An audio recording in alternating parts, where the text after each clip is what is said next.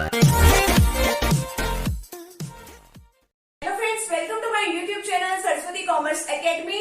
तो फ्रेंड्स, आज हम करने वाले हैं अपना अकाउंट्स का +1 अकाउंट्स का चैप्टर नंबर 17। ठीक है, हमारा जो चैप्टर नंबर 17 है वो है प्रोविजंस एंड रिजर्व्स। ठीक है, प्रोविजन एंड रिजर्व ये हमारा मोस्ट इम्पोर्टेंट चैप्टर है। ठीक है, और ये जो चैप्टर है वो बहुत ही इंटरेस्टिंग भी है। ठीक है, और आगे भी आपका बहुत ही काम आने वाला चैप्टर हम इसको कह सकते हैं कि आगे भी इन फ्यूचर भी आपके बहुत काम आएगा। ठीक है, अब ये जो हम +1 में जो टर्मिनोलॉजी जो यूज करने वाले हैं प्रोविजंस की, रिजर्व्स की, वो आपकी फर्दर स्टडीज में भी ये काम आने वाली चीज है। तो इसीलिए आज आप इस वीडियो लेक्चर को पूरा देखिएगा। ठीक है, ये वीडियो आपके लिए बहुत ही हेल्पफुल रहने वाली है। ठीक है, आज की वीडियो में हम डिस्कस करने वाले हैं प्रोविजन क्या होता है। ठीक है, आगे इसके कुछ एग्जांपल्स को हम डिस्कस करेंगे। इसकी कैरेक्टरिस्टिक्स क्या होती है, कैरेक्टरिस्टिक्स को हम फीचर्स भी कहते हैं। ठीक है, हिंदी में कहें तो इसकी विशेषताएं क्या क्या है। ठीक है, फीचर्स क्या है इसकी, और हम इसके कुछ इंपॉर्टेंस जो है डिस्कस करेंगे, या फिर इसके पर्पस कह लो या इंपॉर्टेंस कह लो, हम ये डिस्कस करेंगे। ठीक है, नेक्स्ट वीडियो सेशन के लिए भी मैं आपको पहले से बता दूं, हम आगे इसमें रिजर्व्स के बारे में डिस्कस करेंगे। फिर उससे नेक्स्ट हम इसका डिफरेंस, प्रोविजन और रिजर्व में क्या डिफरेंस होता है, ये सब कुछ 1 बाय 1 हम इसमें 6 वीडियो लेक्चर जो है इसके रहेंगे। ठीक है, और आपको जो प्लेलिस्ट है वो आपको डिस्क्रिप्शन बॉक्स में मिल जाएगी, इस चैप्टर से रिलेटेड भी और पिछले चैप्टर्स के भी। ठीक है, तो आप वो भी जरूर देख लीजिएगा। ठीक है, और आपके लिए बहुत ही हेल्पफुल रहेगी। तो फ्रेंड्स, अगर आप चैनल पे न्यू है तो चैनल को आप प्लीज सब्सक्राइब कर दीजिए, अपने फ्रेंड सर्कल में वीडियो को जरूर शेयर कीजिएगा, और लाइक तो वीडियो को जरूर कर दीजिएगा। आप देखिए प्रोविजन क्या होता है। देखो, आप देखो, हमारा एक बिजनेस है, बिजनेस की फाइनेंशियल पोजीशन को स्ट्रॉन्ग करने के लिए, ठीक है, हमारी जो बिजनेस की फाइनेंशियल पोजीशन है उसको स्ट्रॉन्ग करने के लिए हम क्या बनाते हैं, हम बनाते हैं प्रोविजंस एंड रिजर्व। ठीक है, अगर देखो हमारे पास कुछ प्रोविजंस बने होंगे, कुछ रिजर्व्स बने होंगे, अब अपनी फाइनेंशियल पोजीशन को मजबूत करना है। फाइनेंशियल पोजीशन को मजबूत करना क्यों, उसको स्ट्रॉन्ग करना क्यों है, उसको स्ट्रॉन्ग इसलिए करना है चाहे इन फ्यूचर हमारे बिजनेस में किसी भी तरह की सिचुएशन आ जाए कि हम किसी से नहीं डरेंगे। ठीक है, फाइनेंशियली तो नहीं डरेंगे। ठीक है, क्योंकि हमारे पास सफिशिएंट एक मनी होगी हमारे पास as a provision and reserve. ठीक है, तो हमारे पास वो मनी होगी तो हम क्या होगा, हमें एक मतलब सेफ्टी मिलेगी हमारे बिजनेस को। ठीक है, कि हम ये खर्चा जो है इजिली कर सकते हैं। अब हमें चाहे वो खर्चा पता हो कि इन फ्यूचर ये खर्चा हो सकता है या ना पता हो, एक्सपेक्टेड एंड अनएक्सपेक्टेड दोनों ही खर्चों के लिए हम क्या बना लेते हैं, प्रोविजंस एंड रिजर्व बना के रखते हैं अपने बिजनेस में, ताकि हमारे बिजनेस की फाइनेंशियल पोजीशन जो है अच्छी बनी रहे।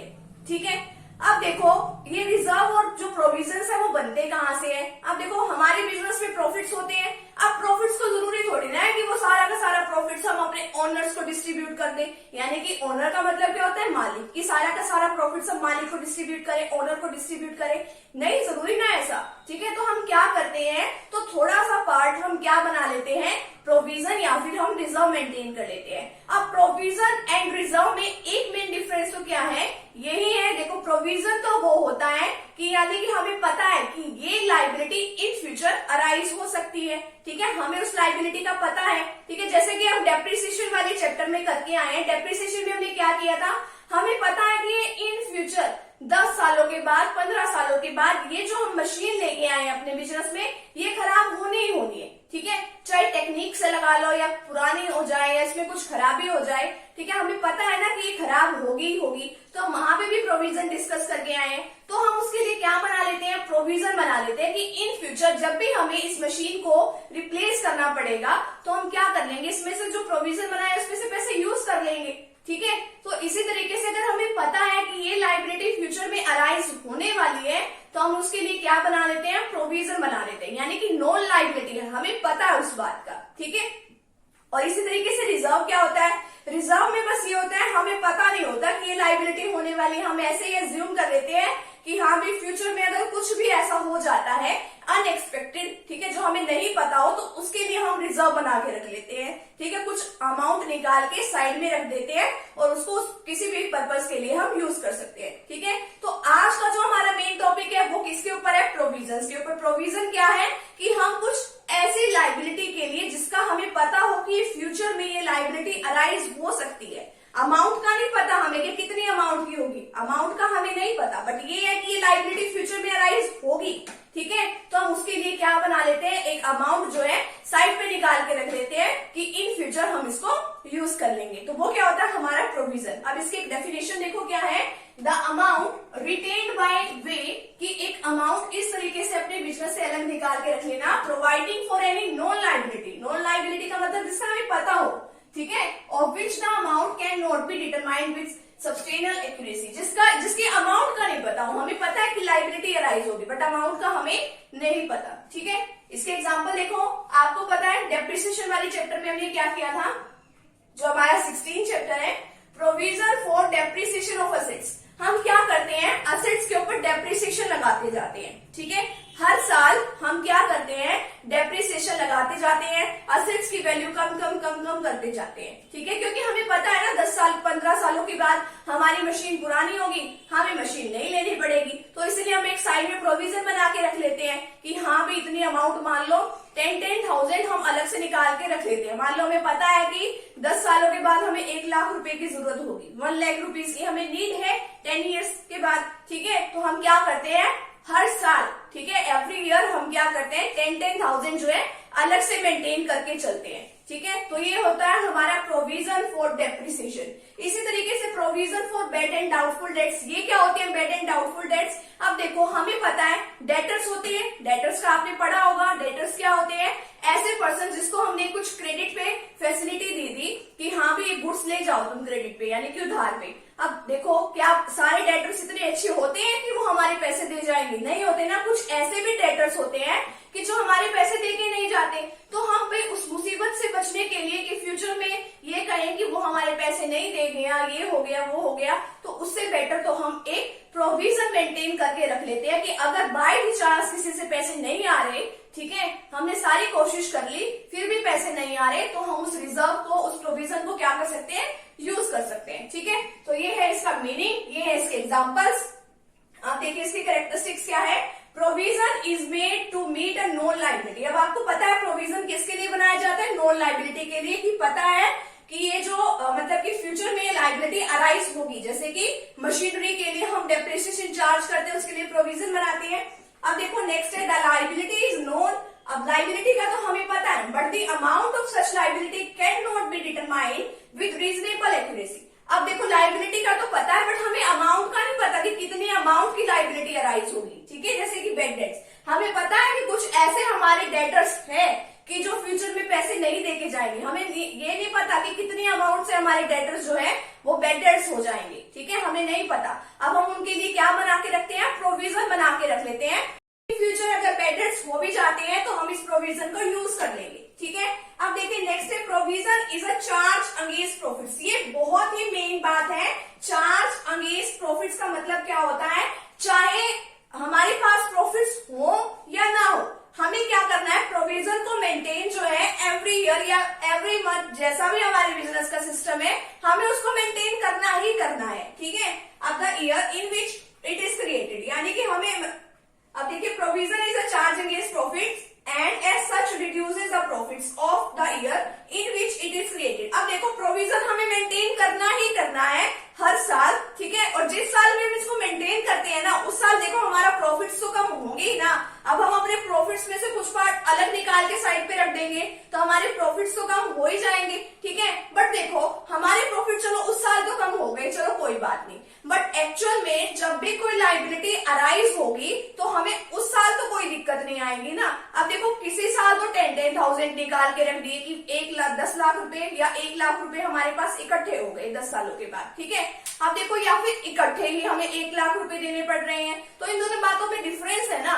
तो इसीलिए हम क्या करते हैं, प्रोविजन बना के रखते हैं कि अगर मान लो किसी साल अचानक से कोई लाइबिलिटी अराइज हो जाए तो हमारे प्रॉफिट्स पे, करंट ईयर के प्रॉफिट्स पे कोई असर ना पड़े, ठीक है। तो ये है हमारी कुछ कैरेक्टरिस्टिक्स, ठीक है, कि प्रोविजन एक नॉन लाइबिलिटी के लिए बनाया जाता है, बट इसकी अमाउंट कोई फिक्स नहीं होती और ये चार्ज अगेंस्ट प्रॉफिट्स है, हमें मेंटेन करना ही करना है, ठीक है। अब देखिए कुछ इसकी इंपॉर्टेंस है, क्या है, to ascertain the true net profit of the business. ये बिजनेस की बिल्कुल ट्रू मतलब पिक्चर हमें बता देता है, ठीक है।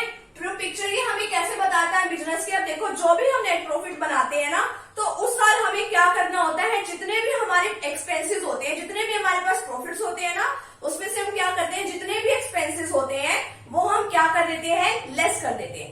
अगर प्रॉफिट्स में से, करंट ईयर के प्रॉफिट्स में से उस साल के एक्सपेंसेस अगर हम लेस कर देंगे तो क्या होगा, अगर हम उस साल के प्रॉफिट्स में से एक्सपेंसेस को लेस कर देंगे तो हमारी जो पिक्चर है बिजनेस की, ठीक है, जो भी हमारी नेट प्रॉफिट का भाई हमें सही से पता चलेगा। ठीक है, हम हर साल क्या करते हैं, P&L अकाउंट बनाते हैं, उसमें जो भी खर्चा है, ठीक है, चाहे हमने पे कर दिया है या फिर हमें पे करना है, आउटस्टैंडिंग है। आउटस्टैंडिंग का क्या मतलब होता है, ड्यू तो हो चुका है बट अभी तक हमने इसकी पेमेंट नहीं की है। ठीक है, मान लो किसी वर्कर को सैलरी हमने कितनी देनी थी, 12 मंथ्स की 12,000 देनी थी, हमने उसको 11 मंथ्स की दी, अभी तक 11,000, तो 1 मंथ की जो सैलरी है वो क्या है, आउटस्टैंडिंग है।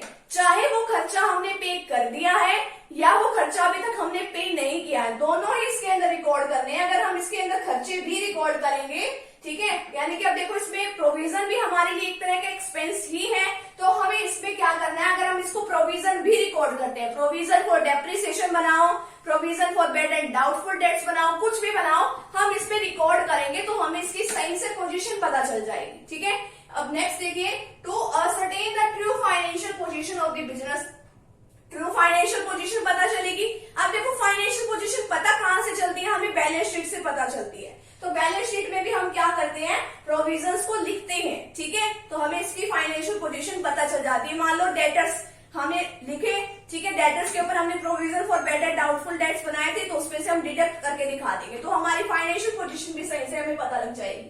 अब नेक्स्ट है to provide for no losses in future. अब हमने प्रोविजन बनाया, फ्यूचर में कोई लायबिलिटी अराइज हो गई तो हमें कम से कम ये तो उम्मीद है ना कि हमारे पास प्रोविजन बना हुआ रखा है। ठीक है, तो उसके लिए नो लॉसेस के लिए, फ्यूचर में जो भी होने वाले हैं उसके लिए ये भी काफी हेल्प करता है। ठीक है, नेक्स्ट है for the equitable distribution of expenses. Equitable distribution होता है जैसे कि फॉर एग्जाम्पल कि हमने क्या करना है, 10,000 रुपीज जो है हमारे 10 ईयर्स के बाद किसी मशीनरी, कोई मशीनरी हमने ली है, ठीक है, 10 ईयर्स के बाद उसके ऊपर खर्चा होना ही होना है 10,000 रुपीज। तो हम हर साल क्या करेंगे, हर साल हम करेंगे उसमें से 10 मतलब 1,000 हम उसमें से हर साल निकाल लेंगे। ठीक है, प्रॉफिट एंड लॉस में हर साल हम क्या करेंगे, 1,000 से एंट्री करते जाएंगे उसकी डेबिट साइड में, कि हमारा इक्वल डिस्ट्रीब्यूशन है, इक्वल बोझ पड़े हमारे ऊपर। ठीक है, अब देखो स्टार्टिंग के ईयर्स में तो अब ये तो हमने एक एस्टिमेट लगाया कि 10 सालों तक हमारे 10,000 रुपए खर्च हो जाएंगे, 10,000 रुपीज। स्टार्टिंग के ईयर्स में तो हमारे कम खर्चे होते हैं ना। अब देखो कोई चीज आप नहीं लेके आते तो स्टार्टिंग में तो उसके ऊपर ज्यादा खर्चे नहीं होते, जैसे जैसे चीज पुरानी होती जाती है वैसे वैसे उसके ऊपर ज्यादा खर्चे होते हैं। बट हम क्या करते हैं, प्रोविजन बना के सारा का सारा खर्चा हम इक्वल लेके चलते हैं। ठीक है, जितने भी साल का है सबको इक्वली हम डिस्ट्रीब्यूट कर लेते हैं। तो ये तो है आज का टॉपिक हमारा प्रोविजन का। मुझे उम्मीद है कि आप सभी को ये वीडियो सेशन जरूर अच्छा भी लगा होगा। ठीक है, आज के टॉपिक में हमने डिस्कस किया इसका क्या मीनिंग है, एग्जाम्पल्स क्या है, कैरेक्टरिस्टिक्स क्या है, इंपॉर्टेंस क्या है। ठीक है, नेक्स्ट वीडियो सेशन में हम इसी तरीके से रिजर्व के बारे में डिस्कस करने वाले हैं, आप वो भी वीडियो सेशन जरूर देखिएगा। तो मिलते हैं फ्रेंड्स नेक्स्ट टॉपिक के साथ एंड नेक्स्ट वीडियो के साथ। Thank you very much.